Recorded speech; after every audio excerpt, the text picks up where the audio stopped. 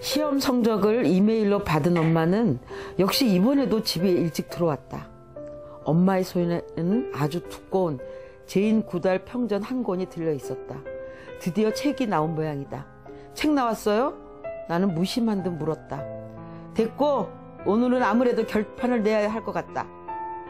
엄마와 나는 또다시 거실 탁자에 마주 앉았다. 나로서는 한 달에 한 번씩 겪는 굴욕의 순간이다. 네가 속성학원 보내달라 해서 보내줬고 시험 기간에 먹고 싶다는 거 다 사줬어. 또 시험 기간 동안 네 비위 맞추느라 숨 한 번 크게 못 쉬었어. 아빠는 회사 동료들 이해시키며 회식도 안 했어. 그런데도 성적이 또 이 정도야? 자, 누구 잘못이지? 내가 속으로 한 대답. 누구의 잘못도 아닙니다.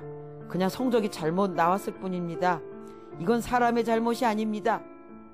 그러나 막상 내 입에서 나온 대답. 잘못했어요. 제 잘못이에요. 이제 어떡할까? 내가 속으로 한 대답. 죽이든 살리든 엄마 하고 싶은 대로 하세요. 나도 할 만큼 했어요. 공부 못했다고 엄마한테 맞아 죽은 자식이 있다면 나 김철수일 겁니다. 그러나 내 입에서 나온 대답. 무조건 엄마가 시킨 대로 할게요. 잘못했어요.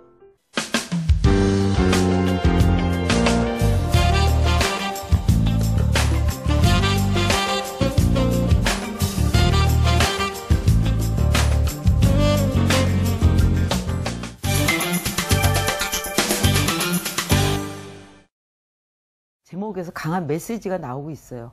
철수는 철수다. 나는 나다죠. 다시 말하면은.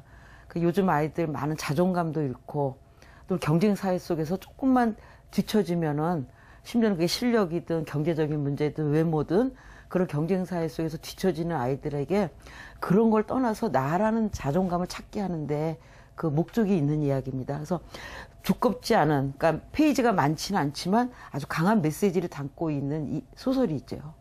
네.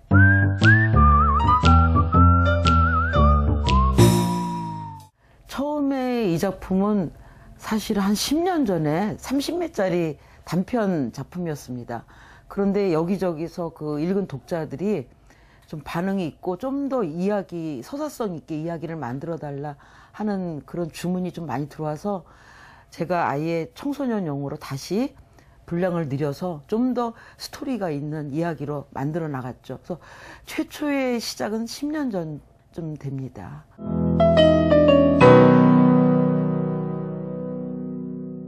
네, 철수는 철수다. 짧은 작품이지만 저는 이 작품을 통해서 좀 아이들의 마음을 엄마들이 다, 특히 엄마죠. 엄마, 아빠도 있지만 가장 아이들과 시간을 많이 보내니까 엄마, 아빠들이 좀 우리 아이가 무슨 생각을 하고 있나 그 마음을 좀 알게 해주길 바랬습니다.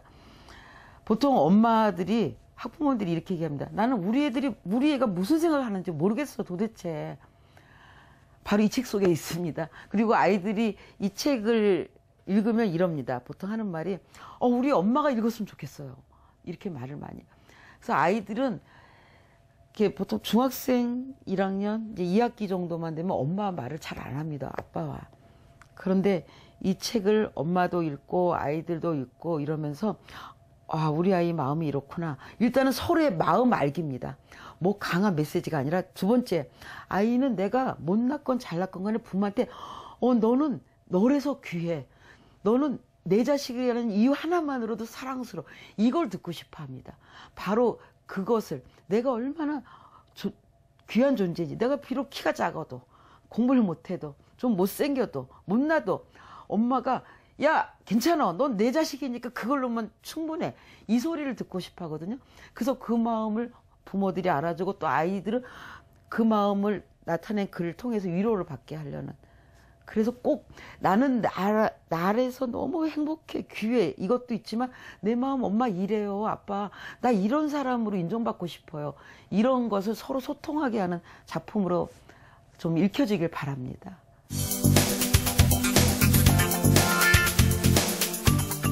일단은 시대의 변화가 이 책 속에 제 작품이 들어갈 수 있게 된 것 같아요. 제가 어릴 때만 해도, 저희 중고등학교 때만 해도 아주 계몽적이고 좀 국가관을 담고 뭐 이런 도덕적인 그런 작품들이 많이 실렸거든요. 근데 시대가 바뀌면서 이제는 그런 어떤 이즘이나 주의 또는 그런 계몽적인 것보다는 아이들이 정말 실생활과 아이들의 삶과 연결되는 그런 작품들을 더 교과서에 많이 시키게 되는 것 같아요. 아이들의 심리를 잘 표현한 거, 그래서 아이들의 공감성을 불러일으킨 거, 이런 것들이 교과서에 실리게 되는 원인이라고 생각을 합니다.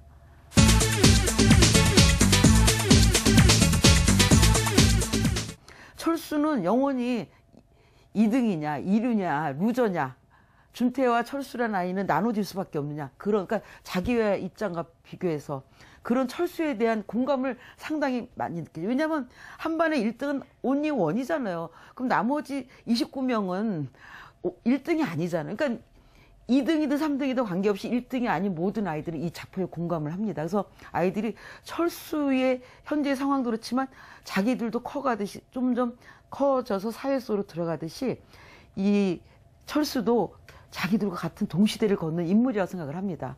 그래서 철수의 미래에 대해서 많이 걱정을 하죠. 단순한 문학 작품이 아니라 자기들의 미래를 보는 그런 마음에서 질문 오는 것이 참 많습니다.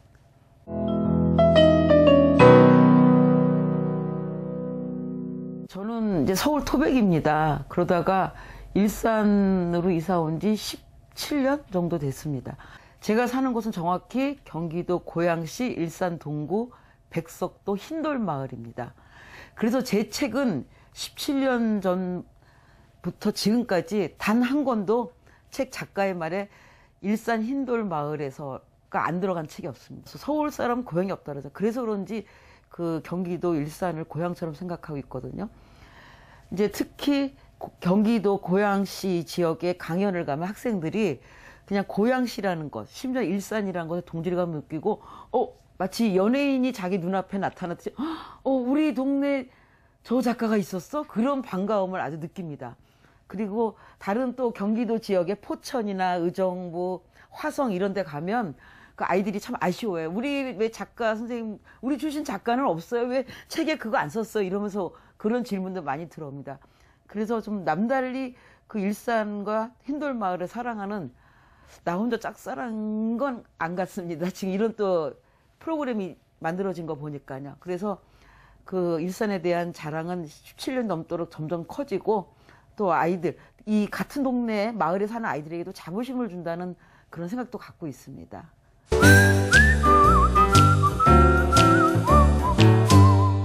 보통 화이트 스톤 하면은 순결도 상징하고 지조도 상징하고 어떤 정의도 상징하잖아요. 그래서 그런지 흰돌마을은 작은 도서관 운동도 잘 돼 있고 또 도서관도 잘 돼 있고 그리고 또 엄마들 모임인 책 읽기 그런 모임도 많더라고요. 그래서 이 흰돌이 상징하는 것처럼 이 마을이 좀 조용하고 좀 이렇게 책을 사랑하고 문화를 사랑하는 마을이다 하는 그런 생각이 듭니다.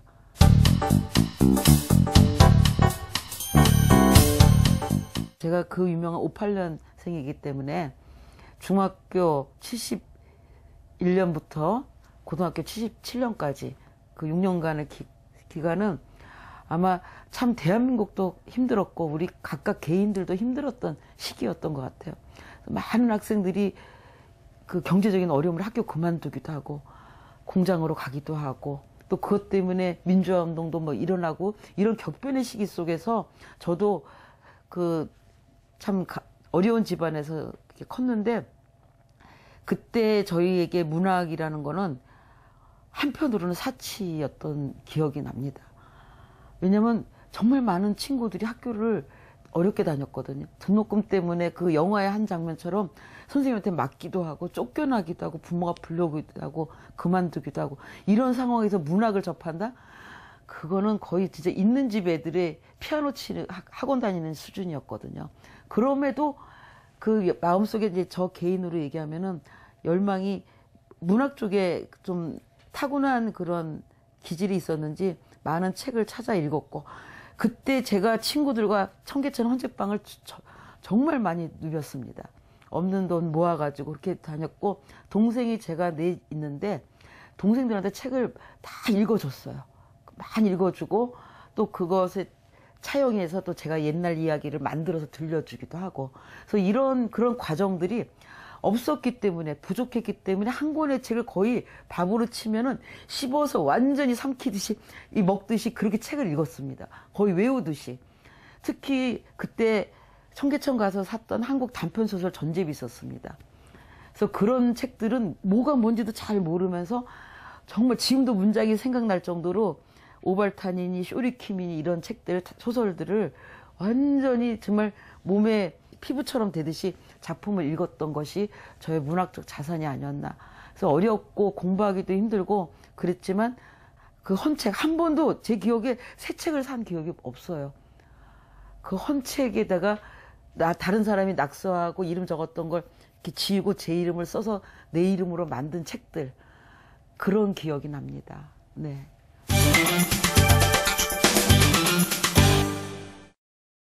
지금은 연세가 그래도 살아 계실 것 같은데, 제가 금난여고를 나왔습니다. 숭의여중을 나왔는데 그 두 분 선생님 다 생각납니다. 숭의여중 때는 육순자 선생님이라고 고 선생님인데 정말 말 그대로 자상하고 인자하고 너그러운 선생님, 그분이 생각나는데, 그분을 통해서 이렇게 그 사랑을 배웠어요. 저는 국어 시간, 수업 이거 이전에 한 사람의 사랑을 많이 받았던 느낌이 들고요. 그다음 지금은 없어진 금난여고 장용환 선생님인데, 그분을 통해서 또 그 문학의 즐거움을 그때 이제 고등학교 가서 느꼈죠. 책을 새로 사거나 도서관을 간다는 건 상상을 못했고, 도서관이 없었어요. 도서관 가려면 남산까지 가서 국립도서관, 지금은 반포리서관인데 거길 다닌다는 건 학생이 차비도 아까웠고 시간도 안 됐기 때문에, 근데 선생님을 통해서 이렇게 특히 외국 작품을 많이 소개받은 그런 기억이 납니다. 지금의 학생들은 굳이 선생님이 아니더라도 수많은 도서관과 수많은 책들을 통해서 스스로 문학의 길로 나가는 방법이 많은데, 우리 때는 선생님이 어떤 분야에 따라서 그 아이가 문학의 친구가 될 수도 있고 또 문학의 곁길로 갈 수도 있고 하는 그런 시간이었던 것 같습니다.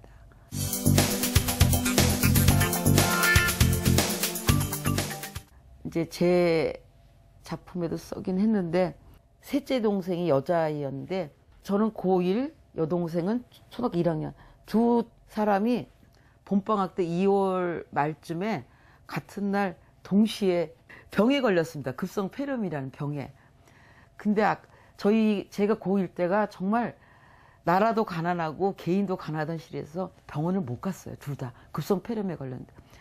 그래서 한 5일밖에 안 되는 기간이었는데 먹지 못하고 계속 기침하면서 빈 깡통에다가 피를 많이 토했어요. 한 5일 되니까 동생과 제가 겨울 나뭇가지처럼 이렇게 빼짝 말라갔습니다. 근데 저는 고1이니까 그래도 견뎠는데, 이 막내 여동생은 결국은 하늘나라로 갔어요. 근데 그것도 정말 무슨 드라마 한 장면처럼 하필 집에 아무도 없을 때 제 품에서 하늘나라로 갔습니다. 그러니까 저도 5일 동안 먹지 못하고 기침하고 피만 토해서 몸과 마음이 다 지쳐있는데 동생이 죽었어요. 전쟁도 아닌데. 가장 감수성 예민한 고등학교 때 전쟁이 난 것도 아닌데 제 품에서 하늘나라로 동생이 가니까, 그때 제가 한 고1이었는데 고3 때까지 거의 제정신이 아닌 상태에서 지냈습니다. 그때 인생이 다 이제 변한 겁니다. 그래서 늘 그 이 마음속에 동생이 살아있는 거예요. 지금도. 내 동생이 살아있으면 한 40대가 됐을 텐데, 지금도 동생을 생각하면 내가 지상에서 마지막으로 본 아이, 8살. 그것도 5일 동안 못 먹고 피만 토하다 죽었기 때문에 하얀 겨울나무, 자작나무가지처럼 마른 아이. 그 조그만 여자애가 지금도 그렇게 살아있는 겁니다. 그래서 제가 늘 동생을 생각하다 보니까 또 현실 속에서도 어린아이 생각하고 병든 아이, 외로운 아이, 가난한 아이, 불쌍한 아이들 관심이 가게 됐습니다. 그래서 제가 한 20대에 좀 야학 교사를 좀 몇 년 했습니다. 약수동에 있는 성공회 성당에 있는. 그러면서 늘 관심과 시선이 아이들에게 가 있었어요. 그래서 제가 어린이와 청소년을 위한 문학에 더 집중하게 된 것 같습니다. 이 길을 가고. 준태는 이번 성적이 이번에도 어떻게 나온 줄 알아? 내가 속으로 한 대답. 준태 성적 아무 관심 없거든요. 엄마 혼자 알고 계세요. 혹시 준태가 엄마 아들 아닌가요? 그러나 내 입에서 나온 대답. 준태는 똑똑하니까 잘했겠죠. 준태는 우등생이잖아요. 그런데 왜 너는 준태처럼 못하는 거야? 네가 어디가 못나서? 네가 머리가 모자라, 몸이 아파, 책이 없어, 학원을 안 다녀, 귀찮게 하는 동생 있어, 병든 부모를 돌봐. 모든 조건이 준태랑 똑같은데 왜 못해? 왜 준태는 신의 아들이야? 왜 그렇게 잘해 준태는? 속으로 한 테다. 그만하세요. 이제 준태 이름만 들어도 머리가 돌 것 같아요. 그렇게 준태가 좋으면 데려다 키우세요. 입양하시라고요. 그리고 나는 다른 집 아들로 주고요. 그럼 되잖아요. 그러나 내 입에서 나옵니다. 다음부터 진짜 잘할게요. 더 열심히 할게요. 그 순간 며칠 전 아빠의 말이 떠올랐다. 아빠가 농담처럼 했던 말. 절수야, 우리 집안 평화가 몽땅 너 하나에 달려있다. 알았지? 아빠의 목소리가 생생했다. 눈물이 나왔다. 처음엔 한두 방울 흐르더니 금방 빗물처럼 흘러내렸다.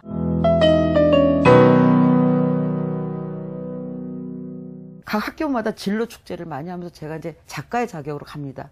그래서 작가가 되고 싶은 아이들을 한 반이 되면 거기서 아이들과 질문을 하고 같이 이야기를 나누는데, 광산의 금도 캐내야 되듯이 그럼 너희들한테 캐낼 것이 무엇이냐? 결국은 너희들의 미모로 글 쓰는 것도 아니고 아버지의 배경으로 글 쓰는 것도 아니고 학벌로도 쓰는 거 아니다. 그런 식이라면 서울대 하버드대 출신들이 다 작가가 돼야 되고 김태희가 작가가 돼야 된다. 결국 너희들의 보이지 않는 지성의 힘이다. 유대인들이 말하기를 사람들은 사람에게서 돈도 권력도 집안도 다 뺏을 수 있지만 그 사람의 지성만은 뺏을 수 없다는 유대인들이 말하고 있다. 아무도 뺏을 수 없고 아무도 함부로 키울 수 없는 지성을 키우는 것이 결국 작가의 힘이고 그것이 작가다. 그것은 학벌과 관계없다. 그럼 그 지성을 어디서 키우느냐? 도서관에 가라. 책을 읽어라.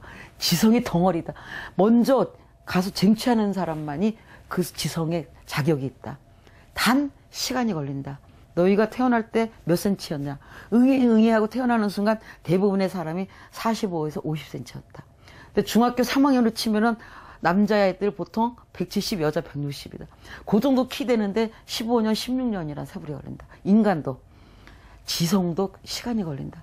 그러니까 절대 서두르지 말고 지성의 힘을 키우는 시간을 투자하고 그 다음 그 지성을 통해서 이제 있는 사람만은 꺼내는 마음으로 글을 쓰면 되는 거다.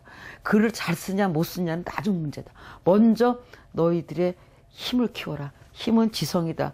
지성은 지금은 가난한 자도 몸이 아픈 자도 능히 누릴 수 있는 도서관과 책에 있다. 그렇게 얘기합니다. 부탁하고 싶습니다.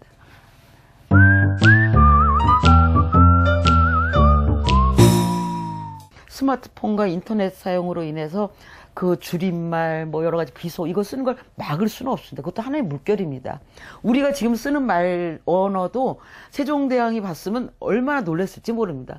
그리고 이건 적절히 공존하는 수밖에 없습니다. 다만 그 흐름을 막을 수는 없지만 그 흐름보다는 그래도 우위에서 무엇이 우리 것이고 우리의 정신이 가르쳐주는 콘텐츠를 많이 개발하자.